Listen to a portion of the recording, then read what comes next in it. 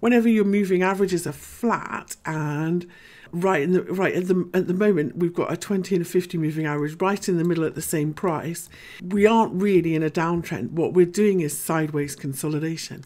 You know, a lot of traders would say they would like an indicator to tell you when a market's going sideways and you should probably stay out.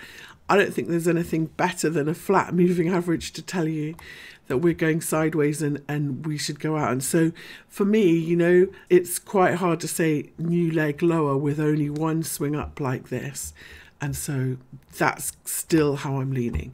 If we go lower time frame and we look at what's going on, it's been very hard. When we looked at it on Fridays, we were looking for decent bounces to sell, weren't we, from this drop? And really, we didn't get one. We just got horrible sideways price action. If we look at Bitcoin against US dollar tether at Binance, the level that I'm looking for is 33.80. If we look at Bitcoin dollar against, say, Bitfinex, then the price that we're looking for the equal measured move, remember we're looking for 2 equal swings lower from the high that we made on the 23rd of December. If we do that at Bitfinex, then that takes us down to around 34.65.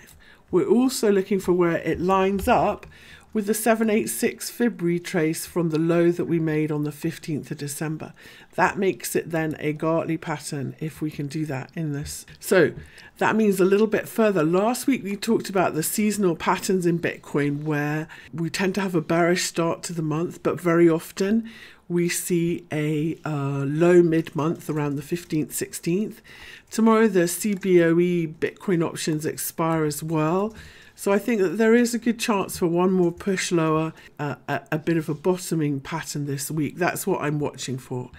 Anyway, so if you still want one more swing to sell, you know, let's wait for a sell signal, which I think we could be setting up very shortly, back towards 36.80 as a good chance of a short setup, and then a drop to 3,400 next in Bitcoin. If I move on to Ethereum and Litecoin, which have been kind of tracking Bitcoin, you know, we had a double top in Ethereum, which means these lows become quite important, because if we break these lows, then we're headed all the way back to the bottom and we've got a measured move here.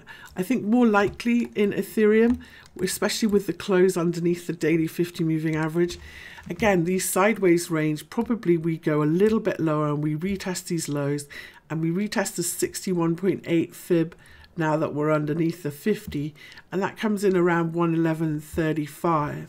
I've got Coinbase prices up. If we do the same thing for ETH US dollar tether at Binance, and we say, let's tidy up our chart a little bit. Here's our double top. So we've got the same pattern. These lows are a little bit lower. Not quite on them yet, but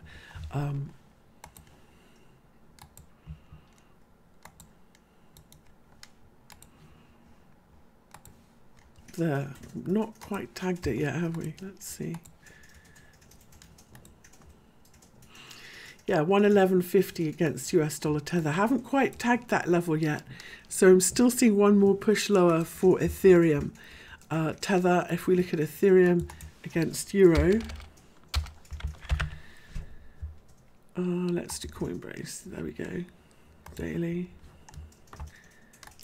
chart tidy up. Hasn't been a while. Now, again, we had a daily close underneath the 50 moving average. This previous low is likely the next support, which is here. 98.50, 98.49. And 618 fib, somewhere like that. No, a little bit lower, 98.80, 98.50, 98.80. So haven't quite tagged it yet. One more push lower, I think, in ETH Euro as well. So that's where I'm looking for support. If you're looking to watch the price action to see if you can get, you know, something interesting to buy, that's where I'm looking for ETH. Same thing in Litecoin. Remember, Litecoin was leading the way when we bounced. Litecoin leading the way with the breakdowns today as well. Same pattern. If you draw this parallel, either way you draw this, we've got a breakdown. But with flat moving averages, I'm not going to draw it as a bear flag. We've got a sideways consolidation. this is exactly what this is. We've got ABC up, we're going to look for ABC down, and so on, I think, in Litecoin US dollar here. So haven't made new lows, haven't reached these previous swing lows here, but we're holding underneath the daily 50 moving average. If we can't get back above it, see how this 50 moving average is strong support and resistance. If we can't get back above it, then we head a little bit lower in this one as well. And 786 fib I'm going to mark in. 29.47 is immediate support in Litecoin dollar, but 26.26 is next if we lose that support. So sometimes you have to go underneath to look and see whether we've been behaving at previous fib levels, because if we have been respecting them, then you can rely on them a bit. You can see that we did here at the 382 lows and highs. We did sit on this 50% fib pretty nicely, and now this bounce from the 618 means that I think we probably can rely on them. So 29.47 and then 26.26 in Litecoin. So let's see.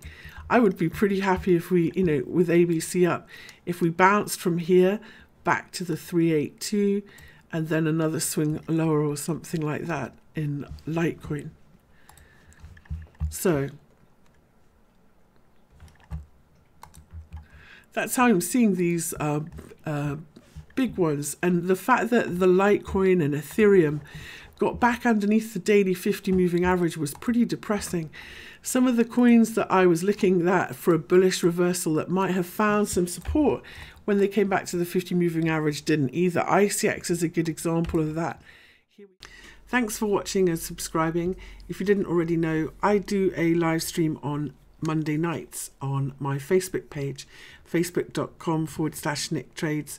I usually look at 30 to 40 coins, and I do it every week. If you'd like to join me then, and you've got a request or a coin you'd like to look at, then leave a request in the comments below. We'll try and take a look at it tonight.